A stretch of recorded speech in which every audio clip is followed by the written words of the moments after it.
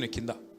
గన్ని నీళ్ళు పోతుంటే ఈ బేకార్గాడు రైతులంటే పట్టి లేదు, ఆయన లొల్లంత ఒకటే ఏది పెట్టి కేసీఆర్ని తిట్టాలి.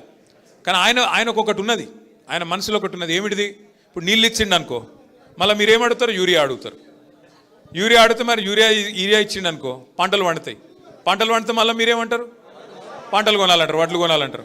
మరి వడ్లు కొనాలంటే సంచులు ఇవ్వాలి, మళ్ళీ సుతులు ఇవ్వాలి, మళ్ళీ మద్దతు ధర ఇవ్వాలి, మళ్ళీ మీదికెళ్ళి ఇంకోటి బోనస్ అని డైలాగులు కొట్టిండు కదా, బోనస్ ఇవ్వాలి. ఈ అమ్మాయి లొల్లంత ఎందుకు? నీళ్ళు ఇవ్వకపోతే సపరేట్గా మొత్తం బంద్ అవుతుంది అని చెప్పి నీళ్ళు బంద్ పెడతాను. అసలు కదా గది.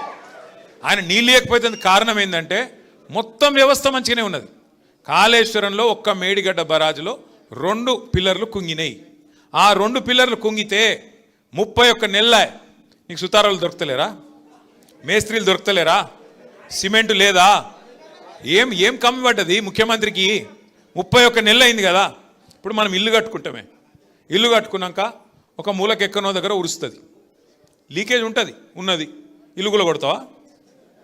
ఎవడన్నా బుద్ధినోడైతే చెప్పుకుంటాడు కదా, ఆయన గుంపు మేస్త్రి అని. గుంపు మేస్త్రి అంటోడు ఇల్లు సదురుతాడా కూలగొడతాడా? చదువుకోవాలన్నా చిన్న తప్పు ఉంటే.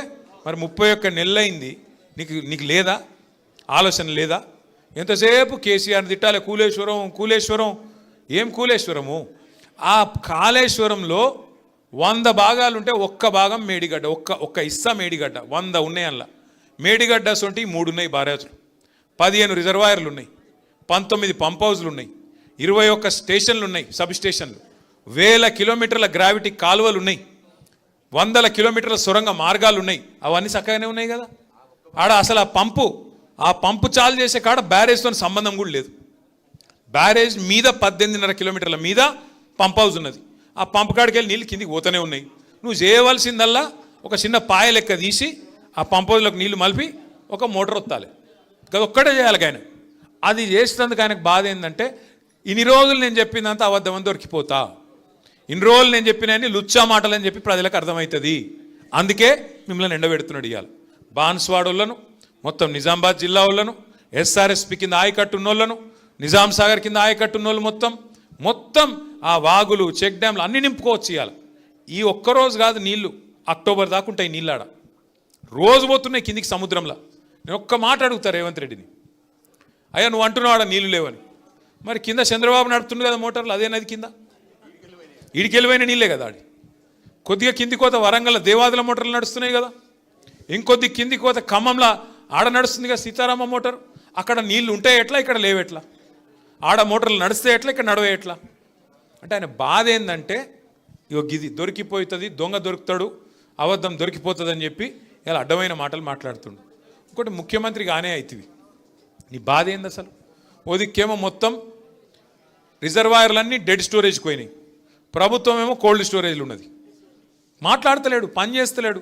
నిన్న మొన్న ఏదో మీటింగ్ పెట్టిండట, మా సంజయ్ చెప్తున్నాడు, కరువు పరిస్థితులు వచ్చినాక ఇప్పుడు మీటింగ్ పెట్టినట. కరువు రానే వచ్చే రైతులు బాధ వడనే పడుతుంది. ఇన్ని రోజులకు మేల్కొన్నావు. ఎప్పుడు చెప్పారు శాస్త్రవేత్తలు?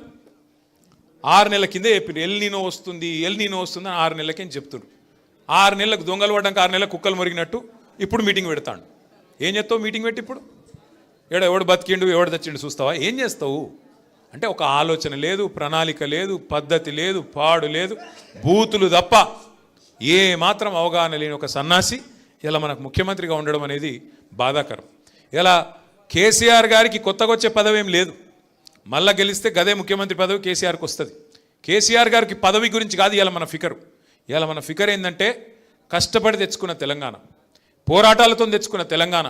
మీ బాన్స్వాడలో కూడా మీరు ఊరు వాడ ఏకం చేసి ఆ రోజు జేఏసీలు కట్టి ఎక్కడోళ్ళు అక్కడ మన టీఆర్ఎస్ వాళ్ళు జెండా ఎగిరేసి బ్రహ్మాండంగా ఆ రోజు కొట్లాడి ఆఖరికి సావుకు తెగించి మన నాయకుడు 11 రోజులు నిరాహార దీక్ష చేసి సావు నోట్లో తలబెట్టి తెచ్చిన తెలంగాణ ఇలా తెరలైతుంది. దాన్ని పాడు చేస్తున్నాడు. గది మన బాధ. గట్లాంటి తెలంగాణని ఇలా బాగా చెడగొడుతుంటే, అట్లాంటి తెలంగాణని ఇలా తెరలు చేస్తుంటే చూడలేక ఉండబట్టలేక మేమందరం పోయినాం కన్నెపల్లి కాడికి.